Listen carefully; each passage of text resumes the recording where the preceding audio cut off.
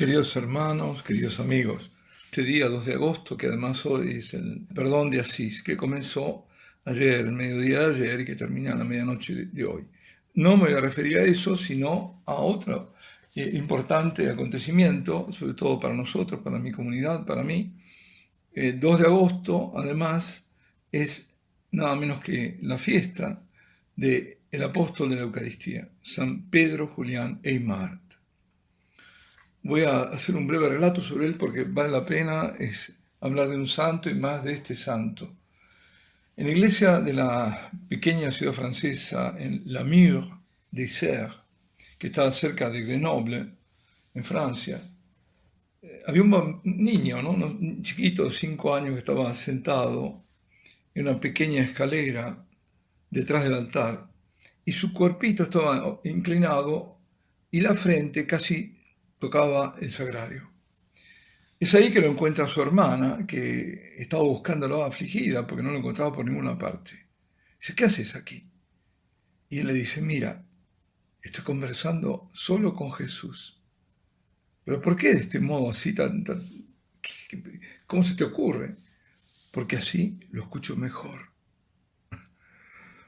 Aún no conocía este prematuro devoto del Santísimo Sacramento, la gran misión que la providencia tenía para él reservada.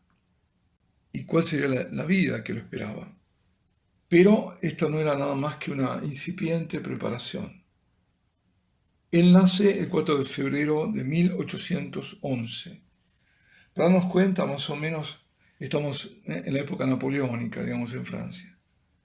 En la iglesia parroquial, de donde era él, de la Mure, había una costumbre, devota costumbre, de bendecir con el Santísimo después de la misa de cada día, ¿no? De cada día. Y su madre, que era muy devota, no faltaba nunca y ofrecía también a su hijo Jesús. Y así esa presencia de Jesucristo en la custodia y también en el sagrario le fue muy familiar a él desde pequeño. Su padre era un pequeño, digamos, industria artesanal, ¿no? Y Pedro lo ayudaba, Pierre Julián, ¿no? ¿Qué hacía? Llevaba, por ejemplo, el producto que era aceite, ¿no? Aceite de nueces, a los clientes, pero cada vez que iba se sentía atraído por el Señor ahí en el sagrario y se detenía, hacía su visita, ¿no? Y cuando la hermana, estamos hablando de que era un niño prácticamente, volvía de la misa, buscaba estarles muy cerca, porque quería sentir la presencia eucarística en su alma. Bueno, hasta que llega la primera comunión, a los 12 años. Y ahí siente en ese momento, bueno, grandes gracias, pero el llamado al sacerdocio. Y habla con el padre, pero el padre se niega rotundamente. La madre, por su parte, rezaba en silencio porque quería ella que su hijo fuera sacerdote. Y Pierre Julián continúa ayudando al padre, pero a escondidas comienza a estudiar latín. A los 16 años se va a Grenoble. Ahí consigue que el padre afloje un poco. Y fue ahí, cuando estaba en Grenoble, que recibe la tristísima noticia de que su madre había muerto. Inmediatamente se pone al pie de la estatua de la Virgen y le suplica, por favor, a partir de este momento, sé tú mi única madre. Pero ante todo te pido la gracia de llegar un día a ser sacerdote.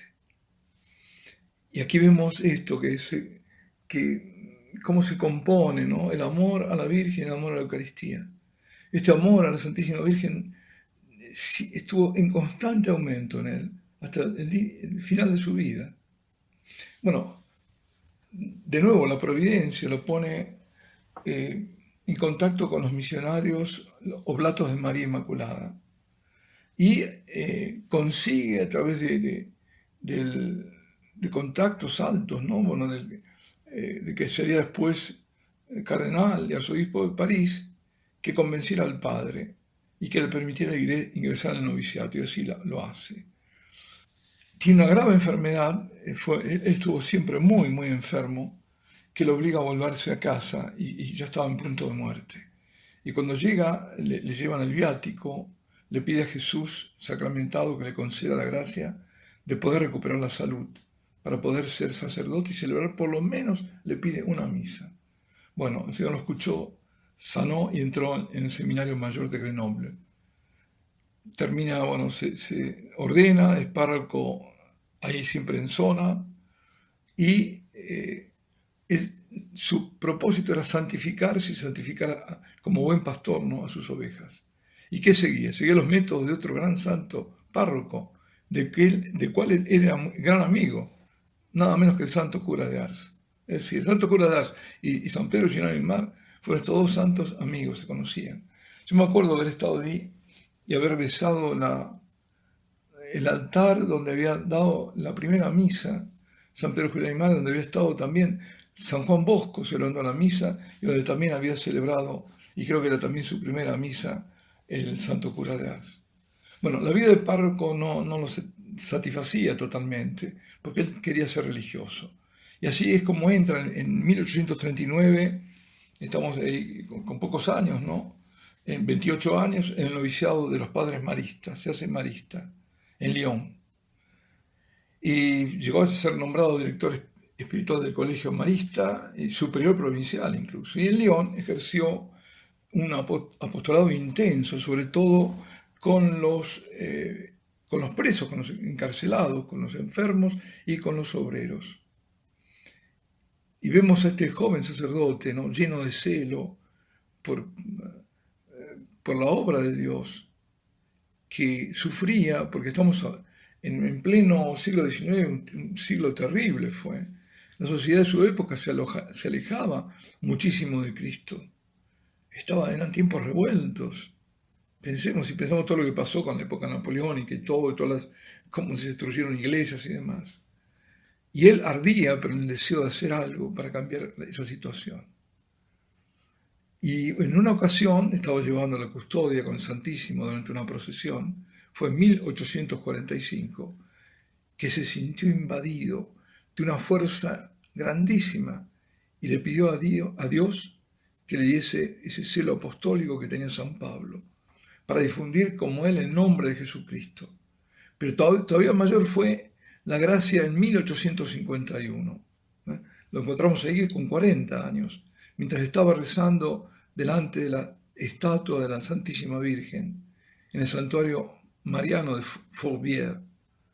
Y en un cierto momento oyó con claridad, en el fondo del alma, la voz de la Virgen, que le exponía la necesidad de tener una congregación religiosa destinada a honrar en modo especial la Sacratísima Eucaristía. Y le decía que esta devoción era el medio para resolver todos los problemas intrincados que estaban arrastrando al mundo, renovar la vida cristiana y promover la auténtica formación de sacerdotes y laicos. Queridos amigos, por esto mismo yo quería no solo recordar esta gran figura de San Pedro Julián Aymar, sino esto, la propia Virgen que le está diciendo, y que esto es válido hoy, más que nunca, la importancia de volver a la Eucaristía, de promover esa formación y transformación de los sacerdotes que necesitamos, y de honrarla especialmente, porque es la única forma de resolver los problemas de este mundo, de este momento. Lo decía la Madre Teresa de Calcuta, la adoración perpetua va a salvar al mundo. Y así, bueno, fue que la Virgen lo empujó, digamos, a esta misión eucarística.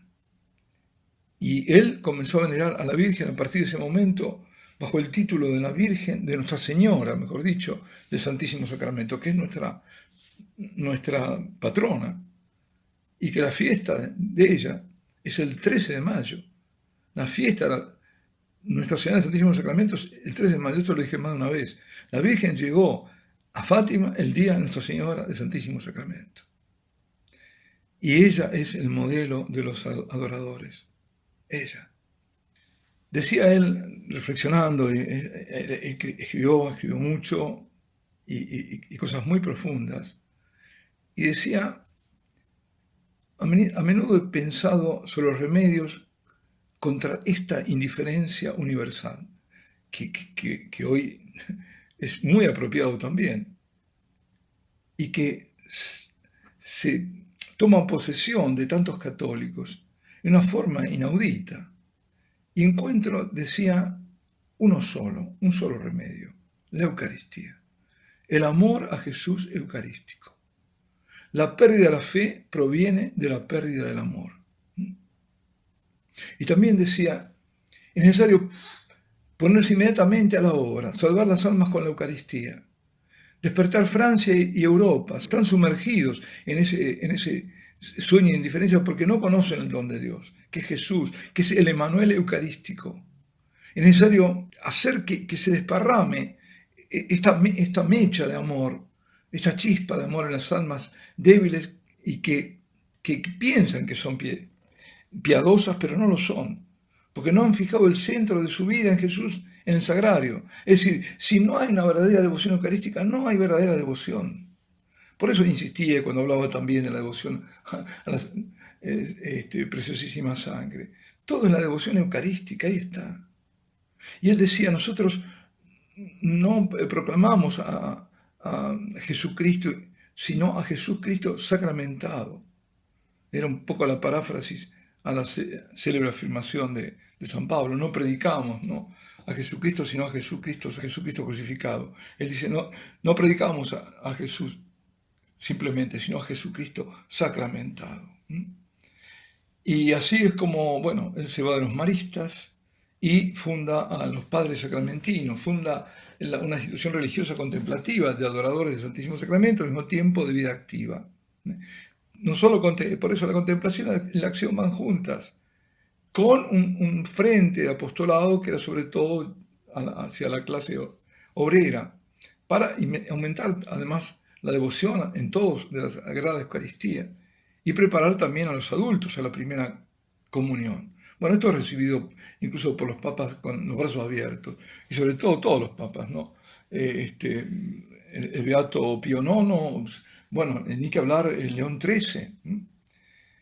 Después, bueno, expone el Santísimo, empieza la exposición perpetua con él.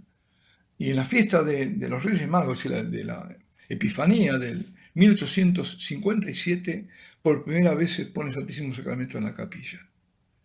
Y se exponía perpetuamente. ¿Pero qué pasó? Lamentablemente no hay nada nuevo, ¿no?, bajo el sol.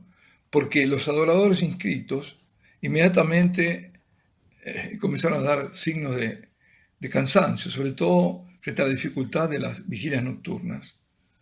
Y entonces hubo algunas deserciones. Pero tuvo muchas más pruebas.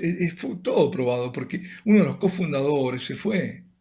Y además recibió calumnias, incomprensiones. Pero este era tan gran santo que con un espíritu sobrenatural decía, tengo miedo que terminen los sufrimientos.